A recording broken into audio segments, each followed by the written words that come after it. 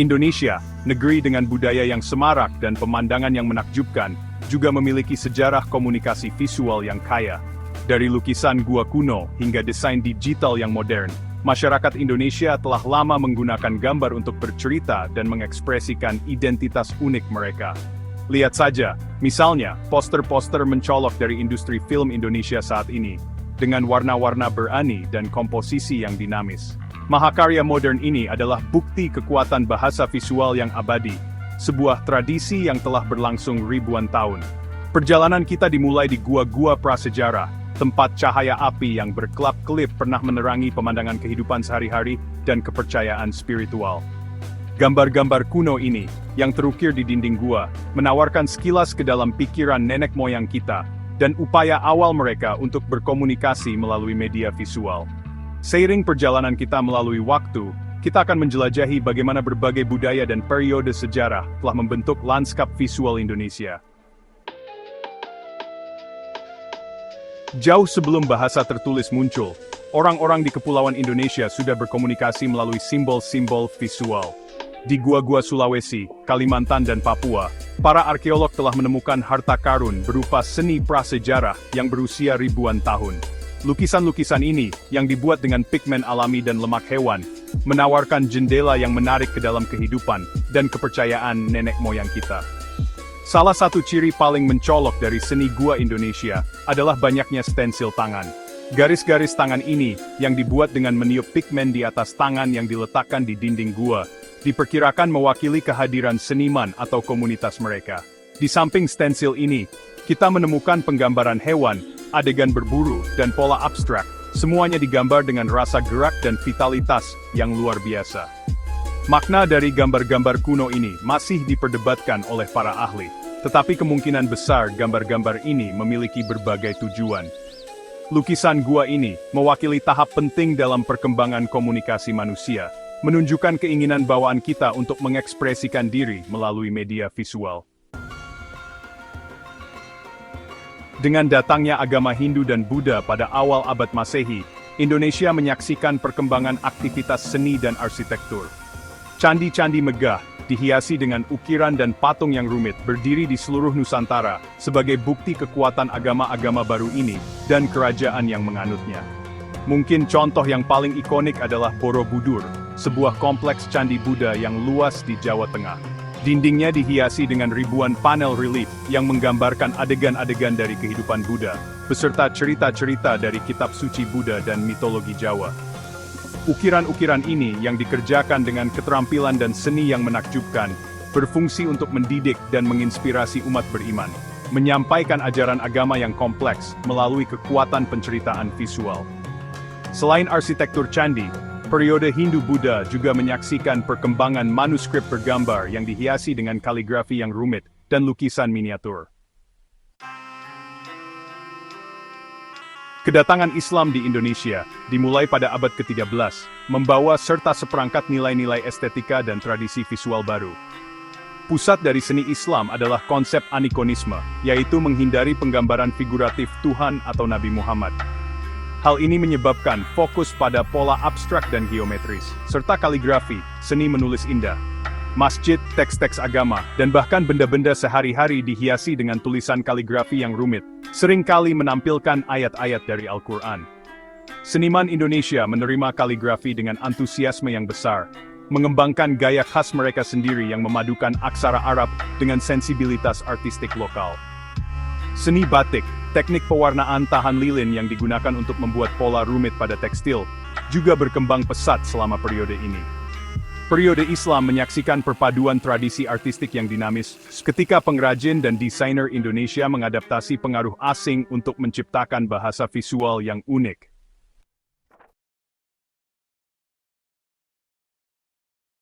Pengaruh kolonial. Kedatangan kekuatan kolonial Eropa, dimulai dengan Portugis pada abad ke-19 dan diikuti oleh Belanda, membawa perubahan signifikan pada lanskap visual Indonesia. Pengenalan mesin cetak merevolusi cara penyebaran informasi. Buku, surat kabar, dan bahan cetak lainnya menjadi semakin umum, membawa serta gaya tipografi dan konvensi desain baru dari Eropa. Pemerintah kolonial memanfaatkan kekuatan komunikasi visual untuk tujuan administratif dan propaganda, menggunakan peta dan ilustrasi untuk membentuk persepsi dan memperkuat narasi kolonial. Munculnya kegiatan komersial selama era kolonial juga menyebabkan munculnya periklanan dan desain komersial, meletakkan dasar bagi pertumbuhan industri desain yang lebih mandiri di periode pasca kolonial. Fajar baru, desain di Indonesia Merdeka. Proklamasi kemerdekaan Indonesia pada tahun 1945 mengantarkan era perubahan besar dan pembangunan kembali nasional. Komunikasi visual memainkan peran penting dalam membentuk identitas nasional baru dan mempromosikan persatuan setelah berabad-abad penjajahan. Simbol-simbol nasional, seperti bendera Indonesia dan Garuda Pancasila, menjadi hal yang umum, muncul di mana-mana mulai dari dokumen resmi hingga mural publik. Seniman seperti Soedjojono dan Affandi, pelopor seni modern Indonesia, memasukkan tema-tema kebangsaan ke dalam karya mereka, berkontribusi pada narasi visual identitas nasional. Ketika bangsa muda ini menemukan pijakannya, desain grafis mulai berkembang melampaui ekspresi artistik murni menuju aplikasi yang lebih praktis. Kebutuhan untuk berkomunikasi dengan populasi yang beragam menyebabkan perkembangan strategi komunikasi visual yang jelas dan ringkas. Menuju modernitas, Orde Baru, dan sesudahnya. Era Orde Baru, yang dimulai pada tahun 1966, menandai periode perkembangan ekonomi dan modernisasi yang pesat di Indonesia. Transformasi ini tercermin dalam lanskap visual negara, karena periklanan, branding, dan budaya konsumen mulai memainkan peran yang semakin menonjol. Pertumbuhan industri dan bisnis menciptakan permintaan akan logo, kemasan, dan kampanye iklan yang dapat menjangkau konsumen secara efektif. Para desainer merespons dengan visual yang inovatif dan menarik, seringkali mengambil inspirasi dari estetika tradisional Indonesia dan tren desain internasional. Era Orde Baru menyaksikan pergeseran menuju industri desain yang lebih komersial, didorong oleh tuntutan ekonomi yang berkembang pesat. Institusi pendidikan desain juga mulai berkembang, dengan berdirinya program studi desain di berbagai universitas. Pada masa ini, pendidikan DKV di Indonesia baru mulai berkembang dan mendapatkan perhatian sebagai disiplin ilmu yang terpisah. Beberapa hal penting yang terjadi dalam pendidikan DKV pada masa ini adalah pendidikan DKV awal. Sebelum era Orde Baru, pendidikan seni rupa di Indonesia lebih terfokus pada bidang seni murni dan seni tradisional. Pada masa Orde Baru, pendidikan DKV mulai dipisahkan dari seni murni, dengan penekanan pada desain yang lebih fungsional dan komersial. Pendirian jurusan desain. Pada tahun 1980-an, pendidikan DKV mulai diperkenalkan di beberapa universitas di Indonesia. Salah satu universitas pertama yang menawarkan program studi desain komunikasi visual adalah Institut Teknologi Bandung, yang pada tahun 1983 membuka jurusan desain komunikasi visual. Kemudian Universitas Kristen Satyawacana di Salatiga juga membuka program studi DKV pada tahun 1981. Program pendidikan yang terstruktur. Pendidikan DKV pada masa ini mulai dirancang secara terstruktur dengan mata kuliah yang mencakup desain grafis, tipografi, ilustrasi, serta prinsip-prinsip komunikasi visual. Program ini banyak dipengaruhi oleh perkembangan desain di negara-negara barat, khususnya Eropa dan Amerika Serikat. Pengaruh pemerintah dan pembangunan nasional, pemerintah Orde Baru menekankan pentingnya desain dalam memperkuat citra negara. Pendidikan DKV pada waktu itu sangat dipengaruhi oleh kebutuhan nasional untuk menciptakan komunikasi visual yang mendukung program pembangunan dan identitas negara. Desain grafis digunakan dalam berbagai media, termasuk poster, iklan, dan branding yang berbuat kebijakan bangunan.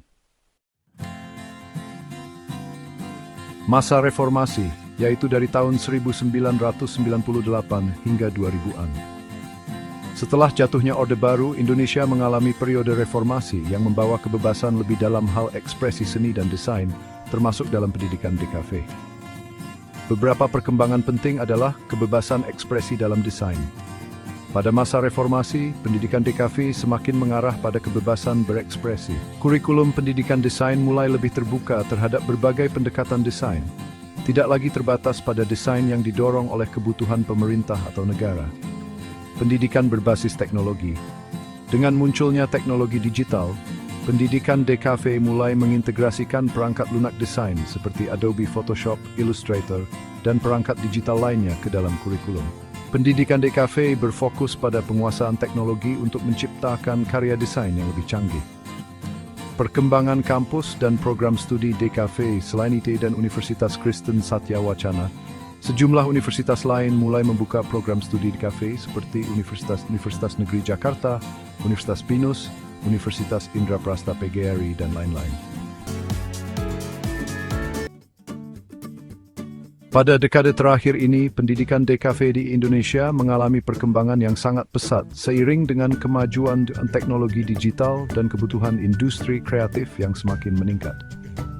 Beberapa perkembangan penting antara lain digitalisasi dan pembelajaran DKV. Pendidikan DKV semakin terfokus pada keterampilan digital, dengan banyak universitas dan perguruan tinggi yang mengajarkan perangkat lunak desain grafis dan multimedia. Program studi DKV sekarang mencakup subjek yang lebih luas seperti desain interaktif, desain pengalaman pengguna atau UX UI, desain animasi, dan desain berbasis web. Desain dalam industri kreatif.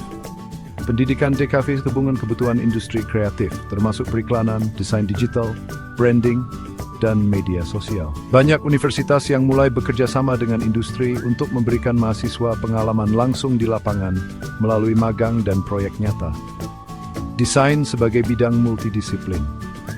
Pendidikan DKV saat ini tidak hanya fokus pada desain grafis, tetapi juga mencakup banyak disiplin ilmu lain seperti desain interaksi, desain produk, desain visual untuk media digital, dan desain komunikasi untuk perangkat mobile.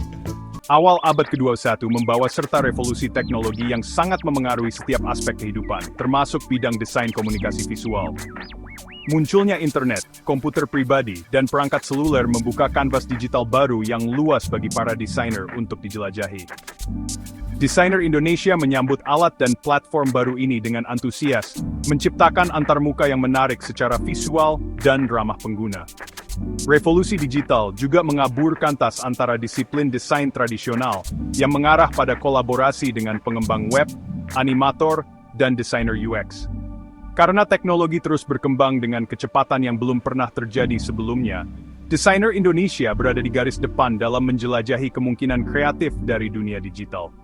Dari pengalaman realitas virtual hingga instalasi interaktif, mereka mendorong batas-batas komunikasi visual dan membentuk masa depan desain di era digital. Warisan kreativitas, desain Indonesia saat ini. Desain komunikasi visual Indonesia saat ini adalah bukti warisan seni negara yang kaya dan kemampuannya untuk beradaptasi dan berinovasi. Desainer kontemporer Indonesia membuat jejak mereka baik di dalam maupun luar negeri, bekerja di berbagai media. Karya mereka dicirikan oleh perpaduan unik antara estetika tradisional Indonesia, tren desain global, dan kemauan untuk bereksperimen dan mendorong batas. Institusi seperti ITB terus memainkan peran penting dalam membina bakat baru dan mendorong inovasi di bidang desain. Masa depan desain komunikasi visual Indonesia cerah, dengan warisan budaya yang kaya dan populasi muda yang dinamis. Ketika desainer Indonesia terus mendorong batas kreativitas dan inovasi, mereka niscaya akan meninggalkan jejak mereka di dunia untuk generasi-generasi mendatang. Perkembangan desain komunikasi visual di Indonesia telah melewati perjalanan panjang yang dipengaruhi oleh berbagai faktor sejarah, budaya, dan teknologi. Dari penggunaan simbol visual pada masa prasejarah, seni visual Hindu-Buddha, kaligrafi Islam, hingga desain grafis pada masa kolonial, kemerdekaan, dan era digital, DKV terus berkembang mengikuti perkembangan zaman.